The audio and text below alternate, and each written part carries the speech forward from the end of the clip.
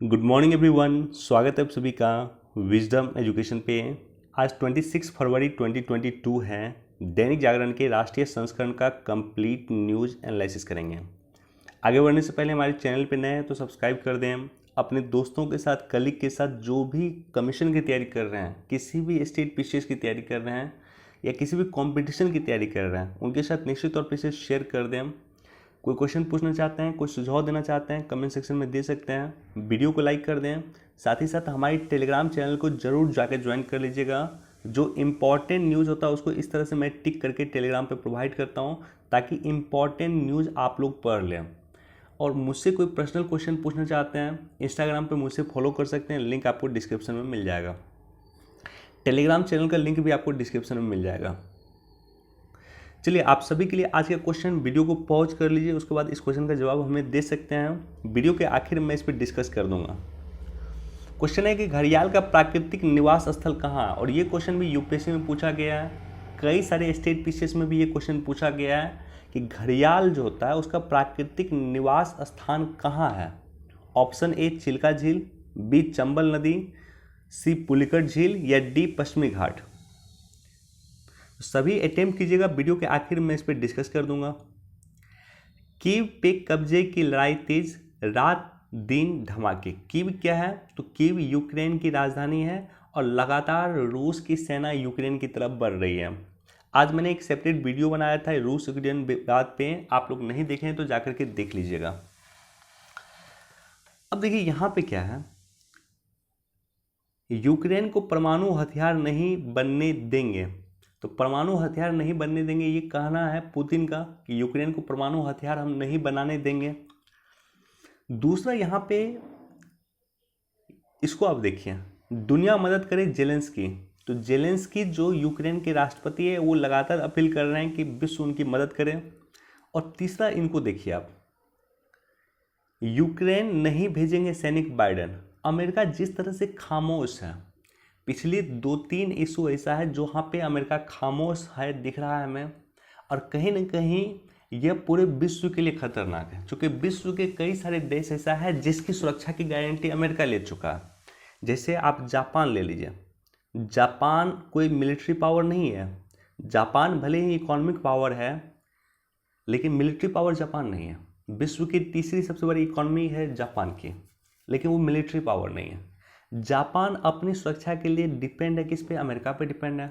Japan America को लगभग 70,000 करोड़ रुपए, 70,000 करोड़ रुपए प्रत्येक वर्ष अमेरिका को देता है कि आप हमारी सुरक्षा कीजिए। तो ऐसे कंडीशन में विश्व के कई देशों की जिसकी सुरक्षा की गारंटी अमेरिका ने लिया है, उसको डाउट होना शुरू हो जाएगा। उसको लगेगा कि कल की डेट में जिस तरह से अमेरिका एग्जिट किया है अफगानिस्तान से, अमेरिका अफगानिस्तान से जिस तरह से भागा है, और जिस तरह से यूक्रेन के वर्तमान में अमेरिका कोई मदद नहीं कर पा रहा है, तो अमेरिका की ग्लोबल प्रेस्टीज को नुकसान होगा। तो वो देश जिसकी सुरक्षा की गारंटी अमेरिका ने दिया है, जिसमें जापान है, जिसमें दक्षिणी कोरिया है, जिसमें फिलीपींस है, जिसमें कई सारे देश हैं, अब उन देशों को अमेरिका के नीयत पे संशय होना शुरू होगा। तो मुझे लग रहा है कि विश्व में एक नया धुरी का निर्माण अब होगा। मुझे लग रहा है कि विश्व में एक नया धुरी का निर्माण होगा, और मुझे ये भी लग रहा है कि कहीं ना कहीं भारत को भी एक पॉजिटिव पॉइंट के रूप में इसे देखना चाहिए था।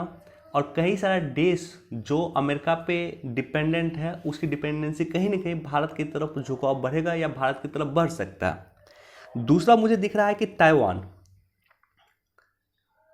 अब क्या करेगा कि चीन ताइवान पे कब्जा करने के लिए युद्ध करेगा या आगे बढ़ेगा। और चीन ताइवान पे कब्जा करने के लिए आगे बढ़ेगा तो भी अमेरिका कुछ नहीं कर पाएगा। तो मुझे नहीं दिख रहा है कि मुझे लग रहा है कि अब नेक्स्ट टारगेट है कि ताइवान का अधिग्रहण करेगा चीन, और ताइवान का चीन अगर अधिग्रहण करेगा तो अमेरिका इसी तरह से खामोश रहेगा जिस तरह से वर्तमान में यूक्रेन रूस विवाद में अमेरिका खामोश है।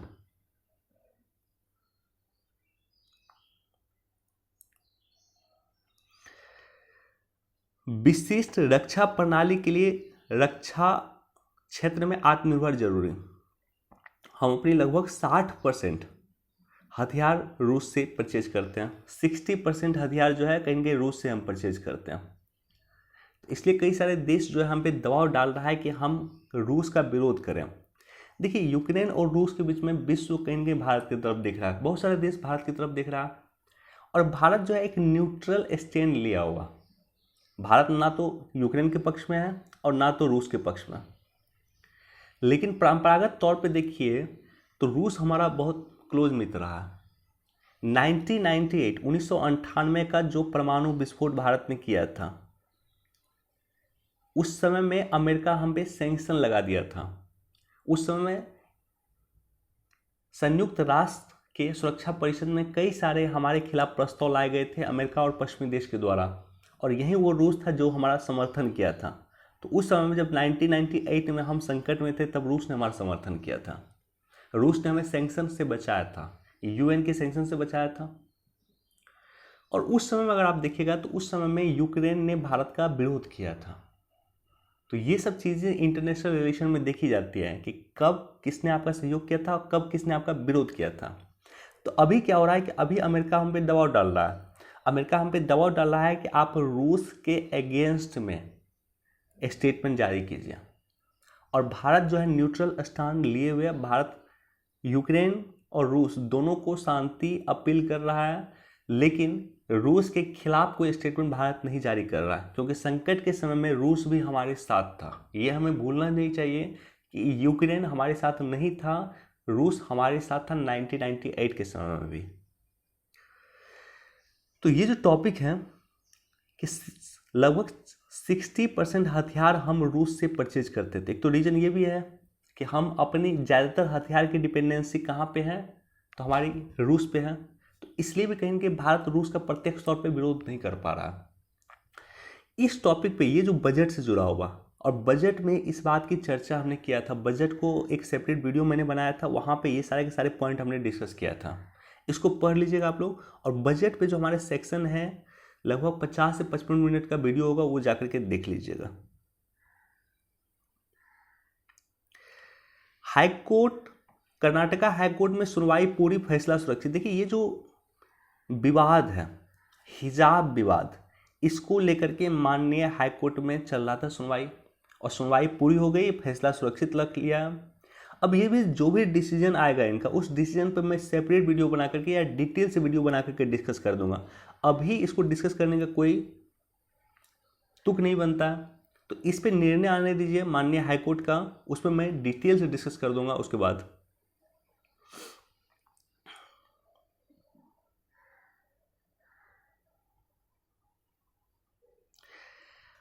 रूस के खिलाफ समर्थन के लिए अमेरिका ने भारत पर बनाया दबाव, ऑलरेडी हमने डिस्कस कर लिया इस पॉइंट को।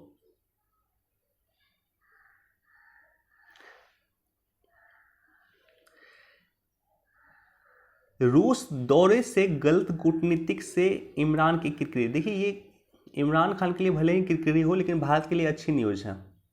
अच्छी न्यूज़ ये है कि जिस समय में रूस यूक्रेन के बीच में वार चल रही है, उसी समय में पाकिस्तान के प्रधानमंत्री इमरान खान का दौरा होता है रूस का, और दौरा होता है कहीं न कहीं जो है अमेरिका देख रहा है कि किस तरह से। अब देखिए इस बिना पेंदी के लोटा होता है ना, एक जो हम लोग कहावत करते हैं बिना पेंदी का लोटा, तो पाकिस्तान बिना पेंदी का लोटा है। बिना पेंदी का लोटा मतलब क्या? 1991 से पहले 1991 द्वितीय विश्व युद्ध के बाद ये जो है अमेरिका के पक्ष में था। ये वो देश है जो पूरी तरह से अमेरिका के पक्ष में था, यानी अमेरिका से पैसा लेता था। अमेरिका से पैसा लेकर इन्होंने तालिबान तक बनाया था। तो अपने देश में आतंकवाद की शुरुआत पाकिस्तान ने किया था, तालिबान बनाया था अमेरिका के समर्थन में, या अमेरिका से पैसा लेकर के तालिबान बनाया था ताकि अफगानिस्तान से रूस के सैनिक को निकाल सके। तो उस समय में ये देश पूरी तरह से कहीं न कहीं अमेरिका के पक्ष में था, और आज जो है ये जता रहा है कि हम रूस के पक्ष में हैं। तो आज ये रूस के पक्ष में है, 1991 से पहले अमेरिका के पक्ष में था। अब सोच कर देखिए, 1991 से पहले द्वितीय विश्व युद्ध के बाद ये देश रूस के खिलाफ कहीं न कहीं साजिश कर रहा था। पाकिस्तान अमेरिका के साथ रह करके रूस के खिलाफ साजिश का पार्ट था पाकिस्तान, और आज ये रूस के समर्थन में है। तो इनका कोई विदेश नीति है ही नहीं बेसिकली। तो भारत के लिए फ़ायदा क्या है? देखिए भारत के लिए फ़ायदा यह है कि अमेरिका वॉच कर रहा है कि किस तरह से पाकिस्तान वर्तमान में रूस के पक्ष में है। पाकिस्तान के प्रधानमंत्री अभी वर्तमान में रूस के दौरा पे गया है और 55 मिलियन डॉलर का अमेरिका ने पाकिस्तान के केंद्रीय बैंक पे फाइन लगा दिया। पाकिस्तान के केंद्रीय बैंक जिसका एक शाखा न्यूयॉर्क में है उस पे 55 मिलियन डॉलर का फाइन लगा दिया है अमेरिका ने। और आरोप क्या लगाया है? आरोप लगाया है मनी लॉन्ड्रिंग का। पाकिस्तान पे मनी लॉन्ड्रिंग का आरोप लगा करके इसके सेंट्रल बैंक, जिस तरह से हमारा सेंट्रल बैंक क्या है, आरबीआई हमारा सेंट्रल बैंक है, उसी तरह से पाकिस्तान के सेंट्रल बैंक पे 55 मिलियन डॉलर का आरोप लगाया, फाइन लगा दिया है और आरोप लगाया है मनी लॉन्ड्रिंग का कि ये बैंक मनी लॉन्ड्रिंग में इन्वॉल्व है। तो ये बैंक अगर मनी लॉन्ड्रिंग में इन्वॉल्व है इसका मतलब क्या हुआ कि FATF की जो ग्रे लिस्ट में पाकिस्तान बरकरार है वो बरकरार ही रहेगा और हो सकता है FATF की ग्रे लिस्ट से ब्लैक लिस्ट में भी पाकिस्तान शामिल हो जाए। तो निश्चित तौर पर ये भारत के लिए अच्छा संकेत है या भारत के लिए गुड न्यूज इसको बोलिए आप।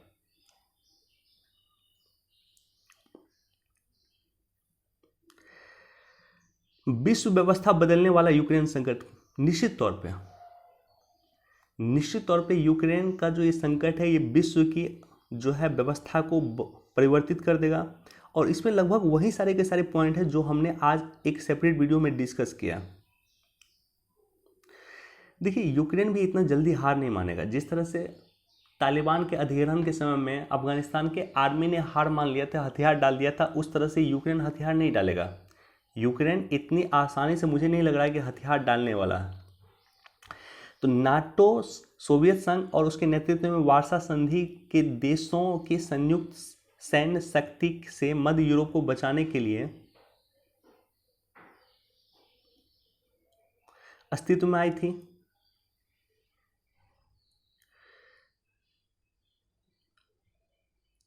देखिए हो क्या रहा है ऑलरेडी सेपरेट वीडियो मैंने डिस्कस किया, लेकिन फिर भी मैं कुछ पॉइंट यहाँ डिस्कस करता हूँ। 1991 में 26 दिसंबर का दिन था, जो दिन रूस के इतिहास का सबसे महत्वपूर्ण दिन में से एक था। रूस में नहीं बोलूँगा, सोवियत संघ बोलूँगा। सोवियत संघ टोटल 15 देश में विभक्त हो गया। एक देश 15 देश में बट गया। अब जो ये 15 देश में बट गए उसके बाद उस समय में रूस के जो है राष्ट्रपति थे वो थे मिखाइल गोर्बाचोव। तो मिखाइल को जो है अमेरिका ने यह मौखिक आश्वासन दिया था कि सोवियत संघ का विघटन हो गया, अब नाटो का विस्तार नहीं किया जाएगा। तो अमेरिका के मौखिक आश्वासन मिल चुका था 1991 में कि अब सोवियत संघ का विघटन हो गया, 15 देश में सोवियत संघ बढ़ चुका है। ऐसे कंडीशन में अब हम नाटो का विस्तार नहीं करेंगे। अमेरिका के आश्वासन के बावजूद लगातार नाटो का विस्तार हो रहा था। लगातार जब नाटो का विस्तार हो रहा था और अभी कुछ दिन पहले तक, आई थिंक 2-3 वर्ष पहले, नॉर्थ मैसेडोनिया को शामिल किया है नाटो में। तो नाटो में अब 30 सदस्य हो गए हैं। पहले नाटो 12 सदस्य था। तो इनिशियली नाटो में 12 सदस्य था, अब 30 सदस्य हो गए। अब सोचिए कि जिस नाटो की स्थापना USSR को रोकने के लिए किया गया था, सोवियत संघ को रोकने के लिए किया गया था, उसी सोवियत संघ के विखंडन के बाद नाटो का क्या भूमिका था? कोई भूमिका नहीं था। तो अमेरिका जो बोल चुका था कि हम नाटो का विस्तार नहीं करेंगे, लगातार नाटो का विस्तार कर रहा था। तो इससे क्या हुआ कि इससे जैसे ही रूस में पुतिन की सत्ता संभाली तो पुतिन कुछ समय तक खामोश रहा और उसके बाद 2007 में पुतिन ने म्यूनिख में एक ऐतिहासिक भाषण देते हुए अमेरिका को एक ध्रुवीय विश्व के लोकतांत्रिक स्वरूप का चर्चा किया कि अमेरिका गलत कर रहा है। 2007 में म्यूनिख में अपने भाषण में पुतिन ने कहा था। तो ऐसे कंडीशन में क्या हुआ कि जब अपने आप को स्ट्रॉन्ग किया रूस, जब अपने आप को इकोनॉमिक तौर पे भी स्ट्रॉन्ग किया, तो उसके बाद क्या हुआ कि 2014 में उन्होंने क्रीमिया पे आक्रमण करके क्रीमिया पे अधिग्रहण कर लिया था। क्रीमिया जो पार्ट होता था यूक्रेन का, उस क्रीमिया पे रूस ने 2014 में अधिग्रहण कर लिया और वर्तमान में यूक्रेन पे हमला कर दिया। तो ये कहने के अमेरिका को भी संदेश है कि आप जो है नाटो के विस्तार को बंद कीजिए। आप जो सोवियत संघ का जो देश था, जो देश सोवियत संघ से अलग हुआ था, उसको नाटो में शामिल मत कीजिए। जैसे एस्तोनिया, लताविया और लिथुआनिया, ये तीनों ही देश सोवियत संघ का पार्ट था और वर्तमान में ये नाटो का पार्ट हो गया। तो ये तीनों देश जो सोवियत संघ से अलग हुआ था वो आज नाटो का पार्ट है। तो स्पष्ट तौर पे रूस की अमेरिका को चेतावनी है कि इस तरह से करना बंद कीजिए, नाटो के विस्तार को करना बंद कीजिए। अच्छा, यहाँ पे अब क्या होगा? अब क्या होगा कि विश्व में अमेरिका की प्रेस्टीज कहीं काफ़ी हद तक डाउन हुई है और साथ ही साथ राइटर का ये भी कहना है कि ताइवान का इसी तरह से अधिग्रहण करेगा चीन, और ताइवान का जब चीन अधिग्रहण करेगा तो उसी तरह से अमेरिका खामोश होगा जिस तरह से आज अमेरिका खामोश है। तो विश्व में कहीं न कहीं यूक्रेन संकट विश्व की जो है ग्लोबल पावर चेन जो है उस ग्लोबल पावर चेन को कहीं न कहीं डिस्टर्ब कर देगा, या विश्व के जो व्यवस्था है, वर्ल्ड ऑर्डर को चेंज करने का कोशिश करेगा यूक्रेन संकट।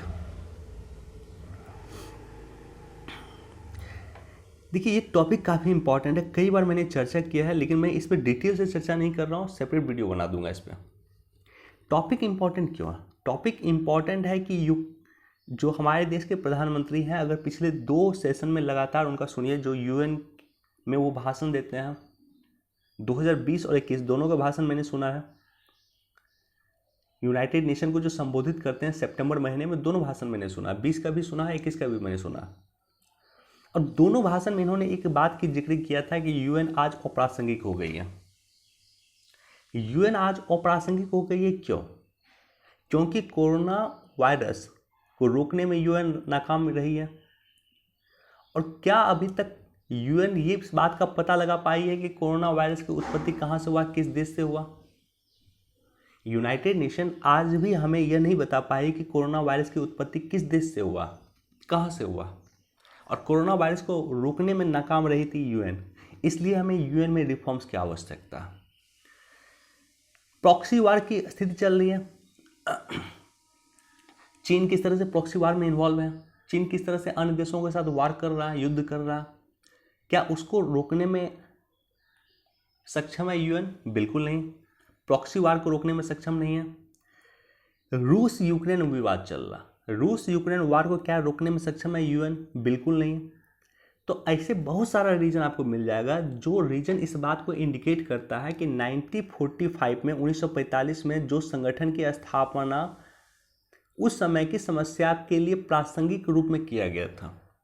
द्वितीय विश्व युद्ध के बाद युद्ध रोकने के लिए बेसिकली यूएन की स्थापना हुआ था, जो आज युद्ध रोकने में नाकाम रहा है। आज जो है महाशक्ति के सामने में यूएन विवश नजर आ रहा है। यूक्रेन पे जो हमला रूस ने किया है उसके लेकर के बस एक निंदा कर रहा है, लेकिन कुछ निंदा के अलावा कुछ और नहीं कर पा रहा है यूएन। तो इसलिए हमें यूएन में रिफॉर्म्स की आवश्यकता है।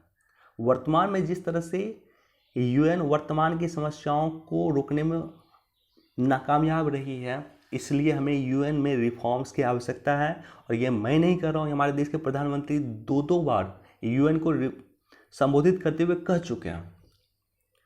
तालिबान जिस तरह से अफगानिस्तान पे राज करती है, अफगानिस्तान में महिलाओं को जिस तरह से क्रूरतम महिलाओं के साथ कृत्य किए जाते हैं, जिस तरह से अफगानिस्तान का क्राइसिस वर्तमान में चल रहा है, क्या इसे रोकने में सक्षम रही थी यूएन? बिल्कुल नहीं।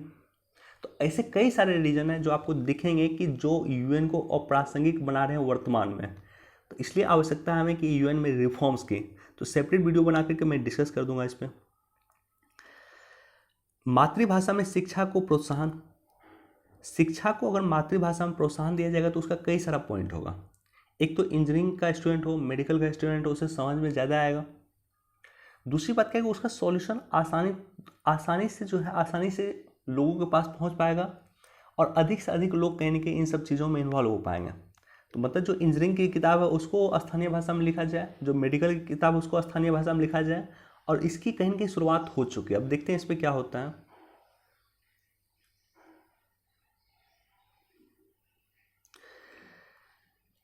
कई वस्तुओं का निर्यात बढ़ने का मिल सकता है मौका। देखिए, जब भी कोई भी संकट आता है, कोई भी समस्या आती है, अपने साथ कुछ नेगेटिव पॉइंट लाता है, कुछ पॉजिटिव पॉइंट लाता है। कोरोना महामारी विश्व के लिए खतरनाक है, भारत के लिए भी कहीं ना कहीं खतरनाक है। तो भारत में कई सारे उसके नकारात्मक इम्पैक्ट दिखे, लेकिन कुछ पॉजिटिव इम्पैक्ट भी दिखा। पॉजिटिव इम्पैक्ट ये दिख रहा है वर्तमान में कि जो यूरोपीय देश थे उसका कहीं ना कहीं चीन से मोह भंग हुआ।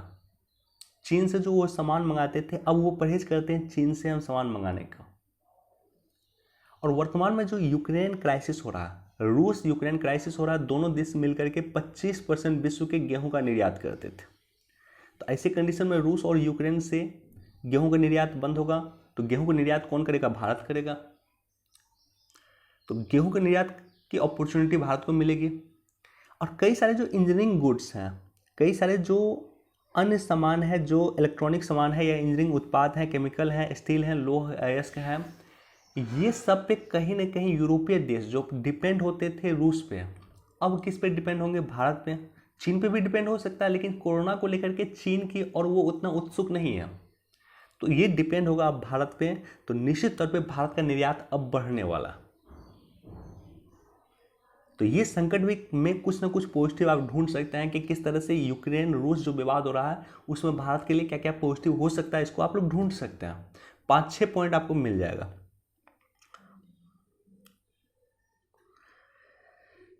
एक बार इसको भी पढ़ लीजिएगा।